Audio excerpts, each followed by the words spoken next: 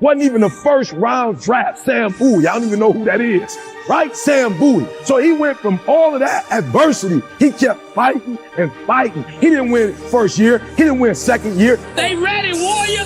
Breakthroughs require embracing the things that make you feel uncomfortable. Your success potential will always be equivalent to the level that you're willing to be uneasy. Simply being less than you can be, doing less than you could do, trying less than you could try, doing it with less enthusiasm than you could. I think it somehow damages the mind. Every one of you in this room were born to leave your fingerprints on history. 9 years ago, man, I did this, and I would encourage some of you too. I took a piece of paper and I wrote down my dreams and my goals, and I slapped it on a bathroom mirror. And every single day I would wake up and I would look at it. And I said, every choice that I make, every decision that I make, I'm going to bounce it off. Is that going to help my dream become real? Or is it going to help destroy my dream? And if the choices that I'm making are helping my dream, that's the choice for me. He didn't win third year. He didn't win fourth year. He didn't win a championship fifth year. He didn't win one sixth year. It wasn't after 7 years that he won his first title. Guess what he did? He kept fighting and fighting and fighting. And when I told my man H.W., listen to me, these brothers have shown me that nothing is impossible. He said, E.T., you got it twisted. It's past possible.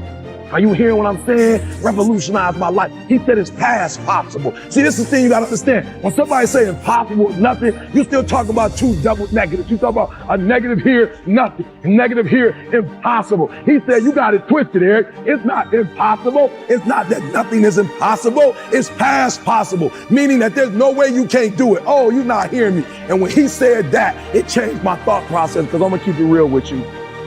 Greatness stokes perseverance. Success is governed by the law of supply and demand. The universe will supply whatever your faith demands. Someone with real faith needs no external validation. They just own the dream with absolute belief. Opportunity will always find the person who refuses to quit. It's your faith, not your circumstances, that destiny bows to.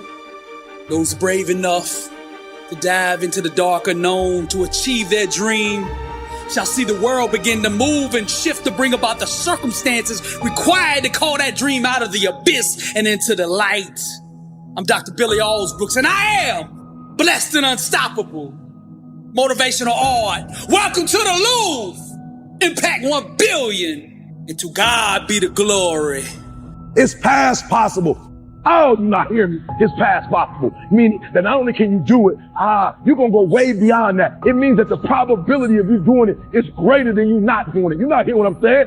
When you say it's past possible, that here, not only will you do it, but the odds are in your favor, that's a whole nother level. It's past possible, meaning that there's nothing you can't do. That the odds are for you and not against you. So you go get that PhD. So you go get that master's. So you go back to school. Are you hearing what I'm saying? Are you hearing what I'm telling you? It's past possible, meaning that all you got to do is start. Because if it's past possible, as soon as you start, you know you're going to set records. You know you're going to take it to the next level. You know what's going to be that you're going to do what's never been done before. So I challenge you, it's past possible.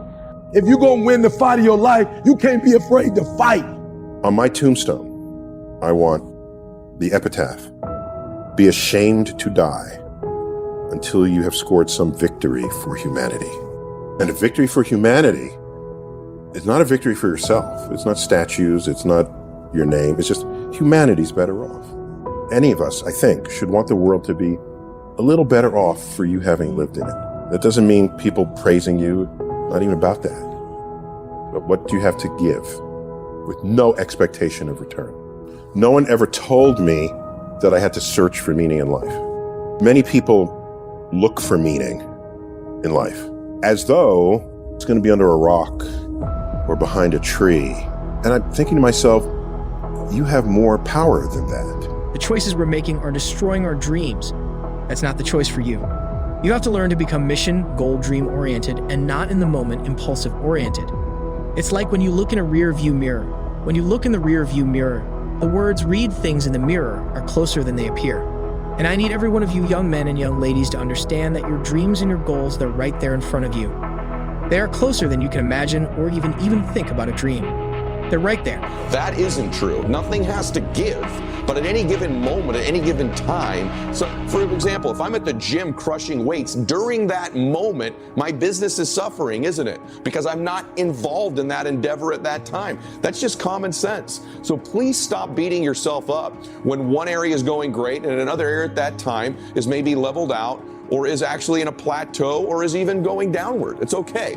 Here's the key thing for me that I've done, because by the way, this is something I've struggled with, having my main business, multiple companies. I'm involved in 14 different startups right now. I've got my fitness life, I've got my Instagram, my YouTube, my podcast.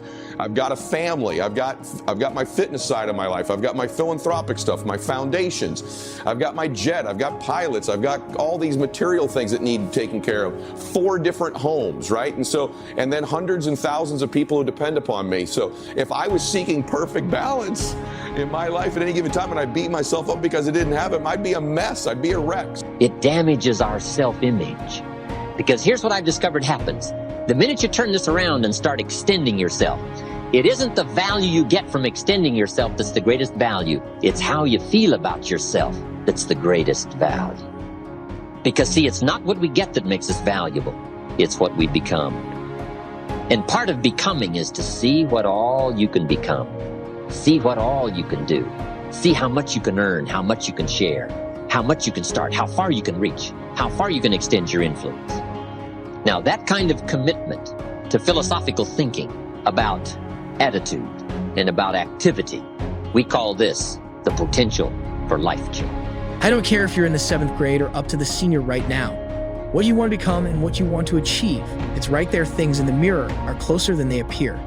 And the doctor, the teacher, the scientist, the cardiologist, the cosmetologist, the athlete, the entertainer, the musician.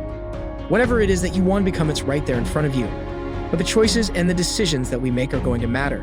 And we've got to stop letting the opinions of people that don't really value you and what they think about you hold you back from breaking free and running at this thing with everything that you've got, man. So I'm aware that certain areas are going to suffer at given times. Now, the key thing for me, though, is paying attention, okay?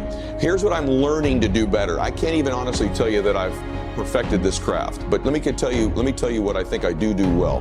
Whatever I'm doing, I'm present. I'm present in the moment. So what that means is that when I walk into my business, one of my businesses, I'm present in that business during that time, not thinking about my other businesses, not distracted on my phone, checking text messages from another business. I'm fully engaged there. Let me give you a really key thing I've learned as I've studied myself and the vast majority of my friends who I think I would call successful. They have the capacity to be in the moment they're in. They have the capacity to be present in the moment they're in. The people that suffer, they don't suffer because one area is spiking and another one's plateauing. They suffer because when they're in that moment in their business, they're thinking about their fitness. Do the best you can. Covered earlier, but here's a good scenario for the do the best you can. I've got a good question for you. Is the best you can do all you can do? And the answer is no. Strangely enough, if we all fell on the floor right now and did as many push-ups as we possibly could, and let's say for some reason you haven't been into push-ups lately, I can't imagine why, but let's say the best you can do is 5.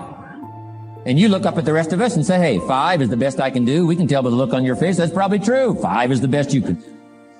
Now, is 5 all you can do? The answer is no. If you rest a little, you can do 5 more. And if you rest a little, you can do 5 more. And if you rest a little, you can do 15 more. How did we get from 5 to 15? It's a miracle. Because the dreams, all of those things, they're right there in front of you. But it's the choices and the decisions that we make. These are the currencies that are going to purchase that dream. Decisions are currency that purchases those dreams. Prioritizing your life is the currency that purchases those dreams. What you do is what's going to matter. Some of you got to stop playing and start recognizing that this is your moment. Don't you dare give yourself away for something that you're not, because you want to fit in. Don't do it. Don't you dare do it.